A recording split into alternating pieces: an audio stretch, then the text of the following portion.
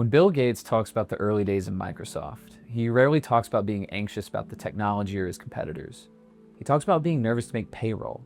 Because I always had to be careful that we wouldn't hire too many people. I was always worried because people who worked for me were older than me and they had kids, and I always thought, well, what if we don't get paid? Will I be able to meet the payroll? So I was always very conservative about the finances. And then when we did go public, what was I, 30 by then I was kind of stunned at what it multiplied out to. He was one of the most successful founders who ever lived, and the first thing he remembers about building his company is being worried about the money. It's the nature of building a successful startup.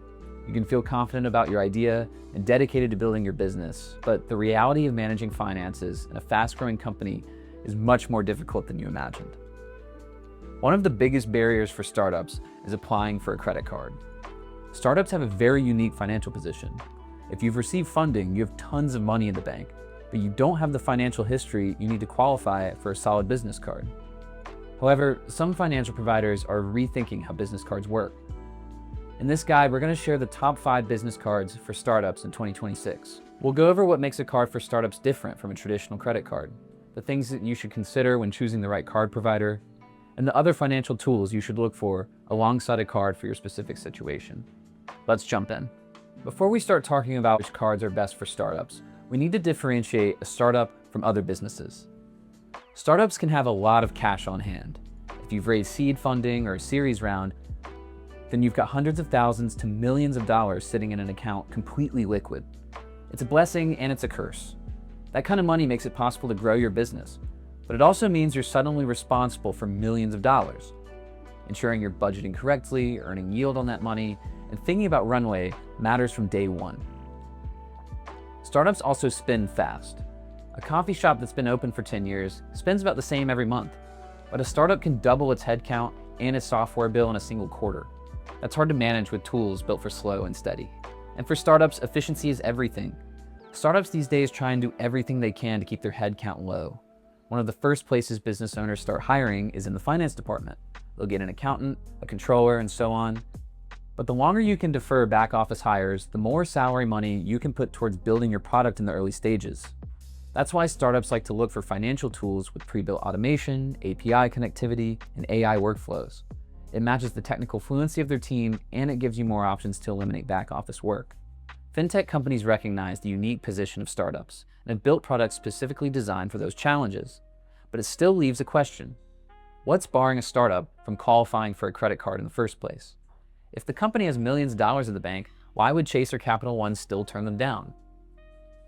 There are 3 things working against the typical startup. First, founders are young and credit takes years to build. Look at Y Combinator. It's the big startup accelerator. The typical founder they backed in 2025 was 24 years old. There aren't many 24-year-olds with strong enough credit history to become the primary card holder for a big business. There are plenty of consumer credit cards aimed at young people. Business cards are a completely different animal. Aside from your personal credit score, eligibility for a business card can hinge on your company's credit history, which is a separate score called Paydex and is tracked by Dun & Bradstreet. A startup that's coming out of stealth or less than a year old generally just won't have a strong enough business credit score, no matter how much funding you have in the bank. Put yourself in the bank's shoes for a second. It's being asked to loan its money on credit to a company with almost no track record, run by someone in their mid-20s whose name sits on payroll for 20-plus people. That's a nerve-wracking loan to make. Most traditional banks will say no, and if they do say yes, you're still likely to end up with a tiny limit. A low limit is also a bigger problem than it may seem. Having a business card that isn't very flexible could be a major roadblock if you're trying to go hyperscale. A funded startup can pile up bills fast, cloud infrastructure, ad spend, AI charges. But a regular credit card sets your limit up front, and it doesn't care that you've got millions sitting in the bank. So you either bump into a ceiling that makes no sense for your company, or you fall back on checks and debit, which aren't great for managing cash flow, and you don't earn anything back. Second is personal guarantees. Personal guarantees are a huge deal, especially for a new business. It's important to read this part of any card agreement before you sign it. Most traditional business credit cards will make you sign an agreement that requires the primary account holder, which would be you if you're the founder, to pay off the balances of the company credit cards from your own pocket in the event that your business can't. So if the company goes under the card debt doesn't go with it. Hopefully, your startup flourishes, but it's always important to think about the exit strategy if you ever encounter a downturn. Personal guarantees are an agreement that can make that exit a whole lot harder. Not only has your business gone under, but now you're looking at years of debt in your name. Third, interest rates are near record highs. About 10 years ago, the average credit card interest rate in the US was around 12%. Right now it's close to 21%. Carrying a balance on a credit card just costs more than it used to, plain and simple. For that reason, some startups decide to go with a charge card instead. Here's a quick definition if you're unfamiliar with the distinction. A charge card is paid off in full every cycle. You can't carry a balance from month to month like a credit card. So while you do lose some flexibility, there's no interest piling up. Most of the startup cards we're about to talk about are charge cards. If you miss a payment, they'll usually just freeze the card or charge you a late fee rather than start charging you interest. Terms can vary, so check the agreement. Fintech companies looked at all of this, the eligibility requirements, the low limits, the rising interest rates, and they decided to rethink business cards for startups. Most of them share the same three things. The cards have no personal guarantee, no personal credit check, and a limit based on your business's financial metrics instead of a credit score. And most of them are charge cards, not credit cards. With that all out of the way, here are the 5 best card issuers for startups today. Number 1 is Slash. Slash is a business banking platform, and the card is called the Slash Visa Platinum Card. It's a charge card that earns up to 2% cash back, no personal guarantee, no credit check, and no required monthly fees. A few things that stand out for startups. Cash you keep in Slash's business checking accounts gets swept across a network of banks, so it can be FDIC insured well past the usual single bank limit, up to $150 million. It also plugs into the accounting tools most teams already use, like QuickBooks, Xero, and NetSuite. Slash offers discounts on the software startups often rely on too, with over 100 exclusive deals for tools like HubSpot, Google Cloud, Intercom, and more. You can send wires to more than 180 countries, move money domestically without added fees with Slash Pro, or transfer stablecoins directly from your account when that's faster. And if your company's based outside the US, there's a global USD account that lets you work in dollars without setting up a US entity. Lastly, Slash comes with an AI assistant called Twin that has context over all of your financial data, so it can actually do things in your account like creating cards, handling receipts, performing complex financial analysis for you. Next is Ramp. The Ramp card is also a charge card, no personal guarantee, no personal credit check, and up to 1.5% cash back. It sets your limit based on how much cash you've actually got in the bank, and to qualify, it generally wants to see around $25,000 in a linked account. Ramp is built around automating expense tracking, so it leans more towards finance teams that want less busy work. However, Ramp's accounting automation and expense management features aren't revolutionary like they were a few years ago. Notably, Ramp does not have invoicing for accounts receivable either. Third is Brex. Brex was the original startup card, and it works the same way as the others. Charge card, no personal guarantee, no credit check.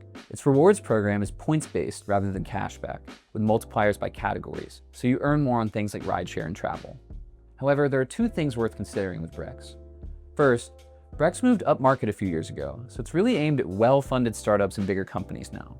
That means the bar to qualify is higher than the other options.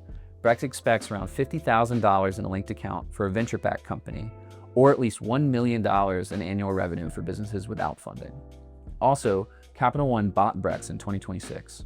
Although Brex pioneered the startup card, their terms could tighten in the future now that the product direction is tied to an institutional bank. Row's next. The Row card can earn up to 2% cash back, but there's a catch worth knowing about. To hit 2%, you need the Row Platinum tier, and to get Platinum, Row basically has to be your main bank. You need to run payroll through your Row account, route your revenue through Roll, and keep at least half of your company's cash parked with them. And even then, the 2% is capped up to $1 million of spend a year. On the plain corporate card, you're looking at more like 1.25 to 1.5%.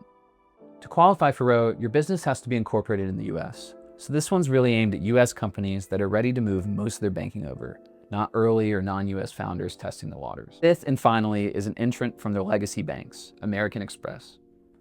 Back in March, Amex put out the Graphite Business Cash Unlimited card, its first new business card in years. It earns 2% cash back on what you buy and 5% on flights and hotels booked through Amex Travel. There's no preset spending limit either. It's the only card on this list with a required annual fee, which is $295. The Amex Graphite is a good card, but it's not like the other startup cards on this list. Amex still looks at your credit history and requires you to sign a personal guarantee. So even though Amex has positioned this card towards startups, it's playing by the old rules we talked about earlier. Credit cards aren't the only thing that work a little differently for startups. There's a whole host of weird effects that come from being a new company with millions of VC dollars at the bank. Most of these fintech card providers offer other financial services too, so it's worth weighing the other features before signing on, since you may end up banking with them too. For a startup, runway is everything. It's the number that decides how long you get to keep going, so where you keep your cash actually matters. You want it somewhere that earns decent yield, but keeps your funds liquid and accessible, because you never know when you'll need it. That's why several fintech providers offer integrated treasury accounts alongside your checking, so you can earn yield on idle cash while keeping it easily accessible. You also really want to weigh expense management features. You can be a great founder and still not a finance person, and that's fine. There's tools to help you. Software that helps your accounting, your bills, your expense tracking, and your cash flow can save you hours every week and cut down on the mistakes that come from doing it all by hand.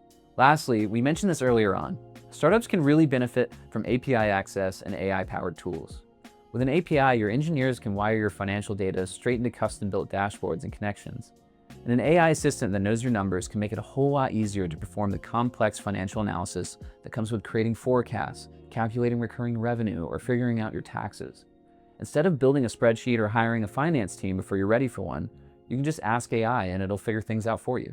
With Slash, you can get all three of these added benefits. It hits on all the things that a new startup needs to get its finances going.